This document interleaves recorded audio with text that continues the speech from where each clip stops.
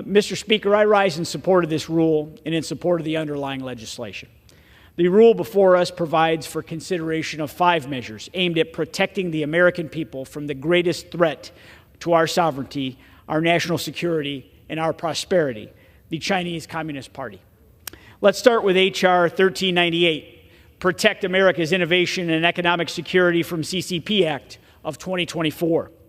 This bill will reestablish the CCP initiative at the Department of Justice, an effort that was originally established by President Trump, which successfully combated espionage, hacking, and theft of American trade secrets. And you know what? It worked. Under Trump's leadership, we saw 45 individuals convicted or plead guilty to espionage. But in yet another surrender to the woke mob, the Biden-Harris administration, with zero justification, they shut it down. They shut it down cold. They claimed it stoked anti-Asian bias. That argument is just not wrong. It's an insult to every American. Shutting down the China initiative proves that this administration cares more about appeasing the extreme left than it does our national security. H.R. 1398 will get us back on track, despite President Biden and Vice President Harris's refusal to do so. Now, while the Biden-Harris administration is shutting down efforts to prosecute spies, they're bending over backwards to negotiate a new pandemic accord with the WHO, an organization that sold out the United States and the world to the Chinese Communist Party during the COVID-19 pandemic. As of now, the pandemic accord the Biden-Harris administration is negotiating with the World Health Assembly is intended to tie our country to responsibilities and obligations overseen by an organization that lied for and covered for the Chinese Communist Party as it deceived the world about the origins and the spread of COVID-19.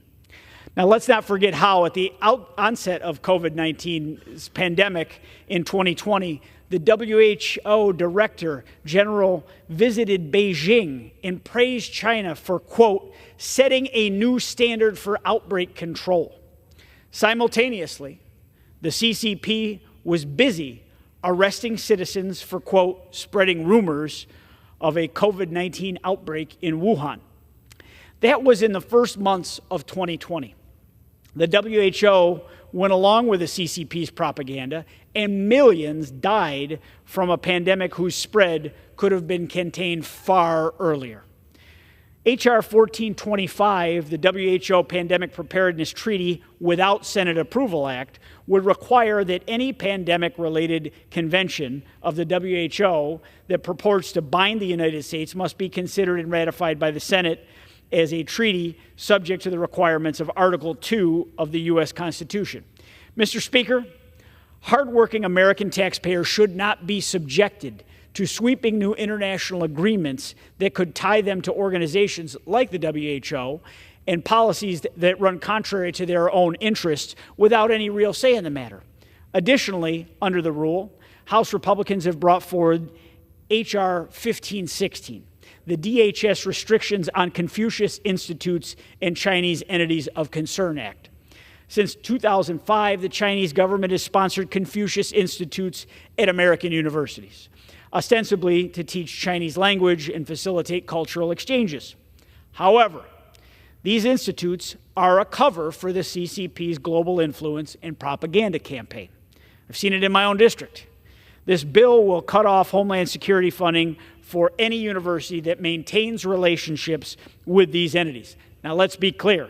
The Chinese Communist Party's ultimate goal is to build the most advanced military in the world by 2049. And they're stealing our intellectual property to do so.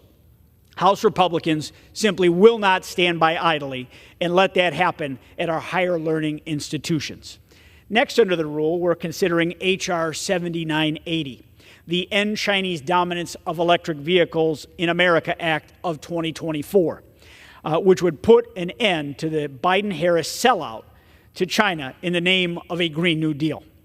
The Inflation Reduction Act opened the door for Chinese companies to profit from electric vehicle tax subsidies.